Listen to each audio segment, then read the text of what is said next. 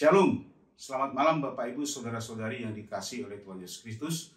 Kembali malam ini kita akan merenungkan firman Tuhan. Tetapi sebelumnya mari kita bersatu di dalam doa. Bapa yang Maha Kasih, terima kasih atas berkat-Mu bagi kami. Malam hari ini Engkau memberikan kesehatan, kekuatan bagi kami, sehingga kami masih boleh mendengarkan sebahagian daripada firman-Mu.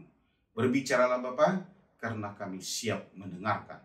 Hanya di dalam nama anak-Mu Yesus Kristus, kami sudah berdoa dan mengucap syukur. Amin. Bapak Ibu Saudara-saudari yang dikasihi oleh Tuhan Yesus Kristus, nats Alkitab kita pada malam hari ini diambil dari 1 Yohanes 3 ayat 19 sampai dengan 24. Di bawah tema keyakinan di hadapan Allah. Demikian firman Tuhan. Dan inilah hukuman itu. Terang telah datang ke dalam dunia, tetapi manusia lebih menyukai kegelapan daripada terang, sebab perbuatan-perbuatan mereka jahat. Sebab barang siapa berbuat jahat, membenci terang dan tidak datang kepada terang itu, supaya perbuatan-perbuatannya yang jahat itu tidak nampak. Tetapi barang siapa melakukan yang benar, ia datang kepada terang, supaya menjadi nyata bahwa perbuatan-perbuatannya dilakukan dalam Allah. Sesudah itu, Yesus pergi dengan murid-muridnya ke tanah Yudea, dan ia diam di sana bersama-sama mereka dan membaptis. Akan tetapi, Yohanes pun membaptis juga di Ainon, dekat Salim, sebab di situ banyak air, dan orang-orang datang ke situ untuk dibaptis. Sebab pada waktu itu Yohanes belum dimasukkan ke dalam penjara. Bapak Ibu Saudara-saudari yang dikasihi oleh Tuhan Yesus Kristus, jemaat Yohanes pada waktu itu mengalami apa yang dikatakan tuduhan hati yang menyebabkan hidup menjadi tidak tenang. Jemaat waktu itu bergumul dengan orang-orang yang mereka benci karena orang-orang itu jahat dan akhirnya membuat mereka tertunduk lesu karena sadar bahwa mereka tidak bisa melakukan apa yang Tuhan perintahkan, saling mengasihi. Ketidakmampuan untuk bisa mengasihi itulah yang membuat jemaat di sana menuduh hati mereka sendiri bahwa mereka tidak pantas dan tidak layak menjadi pengikut Tuhan. Penulis Rasul Yohanes menegaskan bahwa Allah telah mengaruniakan kasih setianya dan kini dalam kasih Roh Kudus kepada kita, termasuk di pandemi yang masih ada sekarang ini. Roh yang diberikan pada kita merupakan jaminan kuat bahwa kita adalah anak-anak Allah.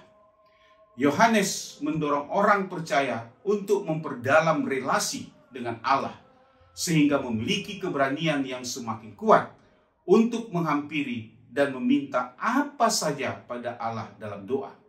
Relasi mendalam dan intim dengan Allah membuahkan doa kita yang berani meminta apa saja kepadanya. Kita diam di dalam Allah melalui hubungan yang membahagiakan dengannya dan melalui kesatuan rohani dengannya, melalui anaknya dan melalui pergaulan yang kudus dengannya. Dan Allah diam di dalam kita melalui firman-Nya. Dan iman kita terpancang padanya dan melalui pekerjaan-pekerjaan rohnya. Lalu, ada ujian untuk mengetahui apakah ia berdiam di dalam kita. Seperti jelas bunyi nats kita di ayat 24. Barang siapa menuruti segala perintahnya, ia diam di dalam Allah dan Allah di dalam dia. Dan demikianlah kita ketahui bahwa Allah ada di dalam kita, yaitu Roh yang telah Ia karuniakan kepada kita. Bapak Ibu Saudara-saudari yang dikasihi oleh Tuhan Yesus Kristus, melalui kecenderungan dan sikap jiwa yang kudus yang telah dianugerahkannya kepada kita, yang sebagai roh iman yang percaya kepada Allah dan Kristus, dan sebagai roh kasih yang hidup dengan iman, pengharapan dan kasih yang semakin berdiam dalam Allah, wujud perbuatan semakin banyak dilakukan oleh kita sendiri, yaitu membantu orang lain, sehingga yang makin tampak bukan kepedihan kehidupan, namun spirit kasih di dalam Tuhan Allah.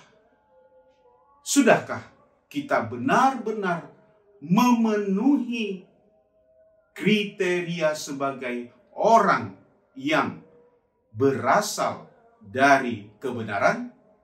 Amin. Mari kita bersatu dalam doa.